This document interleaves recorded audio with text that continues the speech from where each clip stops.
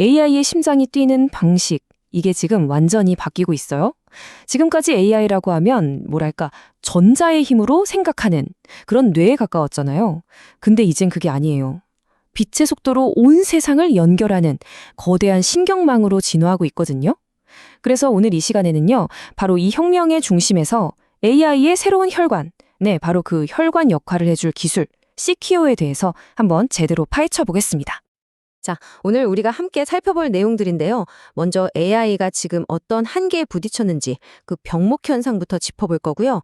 그리고 그 해답인 CPU, 이 빛으로 연결하는 기술이 대체 뭔지 알아볼 겁니다. 더 나아가서 이게 어떻게 피지컬 AI의 감각을 깨우는지, 또 이 CPU 가치 사슬에는 누가 있는지, 그리고 마지막으로 이 광학 기술이 열어갈 미래는 어떤 모습일지 하나씩 따라와 보시죠. 네, 첫 번째 이야기입니다. AI의 새로운 병목 현상, 그 힘의 대가에 대해서 한번 이야기해보죠. 이 혁명이 도대체 왜 지금 필요한가? 그 이유부터 한번 짚어보겠습니다. 5조 달러. 와, 정말 어마어마한 숫자죠? 이게 바로 엔비디아의 시가총액이 바라보는 목표치입니다. 이 숫자가 뭘 의미할까요? 그냥 요즘 AI가 핫하다 이 정도가 아니에요. AI 인프라 투자가 이젠 단순한 유행을 넘어서 산업의 판도를 아예 뒤바꾸는 정말 거대한 구조적인 흐름이 됐다는 뜻입니다. 그런데 말이죠. 이렇게 엄청나게 성장하다 보니까 역설적이게도 새로운 한계가 보이기 시작했어요. 예전처럼 AI의 뇌, 그러니까 칩 하나 성능만 열심히 높이는 걸로는요, 이제는 감당이 안 되는 거예요. 왜냐? 데이터가 이건 뭐 거의 홍수 수준으로 밀려오기 시작했거든요. 바로 이겁니다. 이게 핵심이에요. 초점이 이동하고 있다는 거죠. 연산, 즉 스케일업에서 연결, 스케일아웃으로요. 이걸 좀 쉽게 비유해 볼까요? 예전에는 혼자 모든 걸 해결하는 천재 한 명한테만 의존했다면 이제는 수많은 전문가들이 한 팀이 돼서 유기적으로 협력하는 시스템으로 바뀌는 거예요. 이제 게임의 룰이 바뀐 거죠. 얼마나 빨리 계산하냐가 아니라 얼마나 막힘없이 잘 연결되느냐. 이게 더 중요해진 겁니다. 자, 두 번째 파트입니다. CPU, 빛으로 연결하다. 그럼 이 연결의 문제를 해결해줄 오늘의 주인공은 과연 뭘까요? 데이터의 궁줄인 AI를 위한 아주 특별한 해결책을 지금부터 소개해드릴게요. 그 주인공은 바로 CPU, 코패키지드 옵틱스입니다. 이름은 좀 어려워 보이지만 핵심 원리는 생각보다 간단해요. 실리콘 칩이랑 광학 모듈, 이걸 그냥 하나로 딱 묶어버리는 겁니다. 그래서 뭐 하냐고요? 낡고 느린 구리선 대신에 빠르고 효율적인 빛으로 서로 대화하게 만드는 거죠. AI의 온몸 구석구석에 데이터를 쫙쫙 공급해주는 새로운 혈관이 탄생했다고 보시면 됩니다. 자, 이 그림 한번 보세요. 이전과 이후의 차이가 한눈에 들어오죠? 왼쪽이 기존 방식이고 오른쪽이 바로 CPU입니다. 이건 마치 꽉 막히고 복잡하게 얽힌 시내 도로망이 뻥 뚫린 초고속 하이웨이로 바뀌는 것과 같아요. CPU는 데이터가 움직여야 하는 물리적인 거리를 그냥 확 줄여버립니다. 그러니까 병목 현상이 생길 틈 자체를 없애버리는 거죠. 그래서 그 결과가 어떠냐고요? 정말 놀랍습니다. 첫 번째 효과, 전력 소비를 무려 70%나 줄일 수 있어요. 70%요. 우리가 데이터 센터 하면 떠오르는 게 뭐죠? 엄청난 전기요금, 그리고 그 뜨거운 열기잖아요. 이 두 가지 문제를 한 방에 해결할 수 있다는 겁니다. 이건 뭐 그냥 개선이 아니라 판을 바꾸는 게임 체인저죠. 그리고 두 번째, 전력 효율은 3.5배나 좋아집니다. 이게 무슨 말이냐면 똑같은 에너지를 쓰더라도 훨씬 더 똑똑하고 강력한 AI를 만들 수 있게 된다는 뜻이에요. 성능은 올리고 에너지 소비는 줄이고.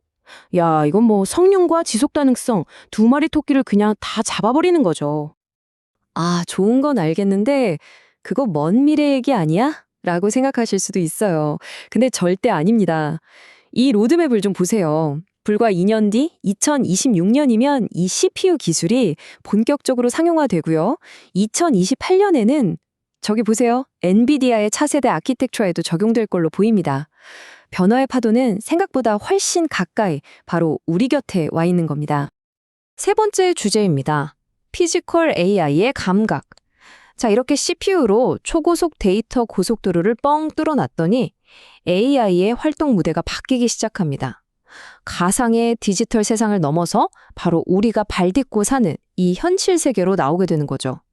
네, 드디어 피지컬 AI의 시대가 열리는 겁니다.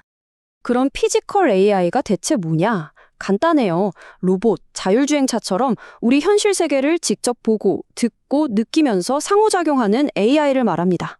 근데 이게 가능하려면 보세요. 카메라로 보고, 레이더로 탐지하고, 라이다로 깊이를 재고, 이런 센서들에서 쏟아지는 어마어마한 양의 데이터를 진짜 찰나의 지연도 없이 실시간으로 처리해야 하잖아요.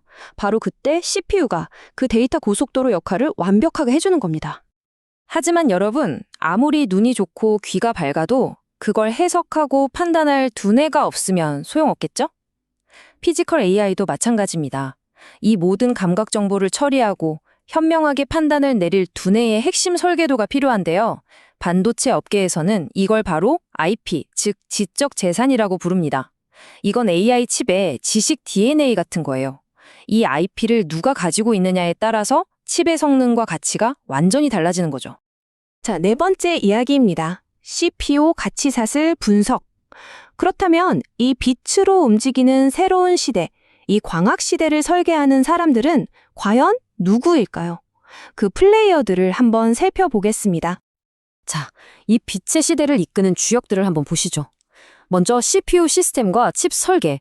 이쪽은 역시나 엔비디아, 브로드컴 같은 거물들이 시장을 꽉 잡고 있고요.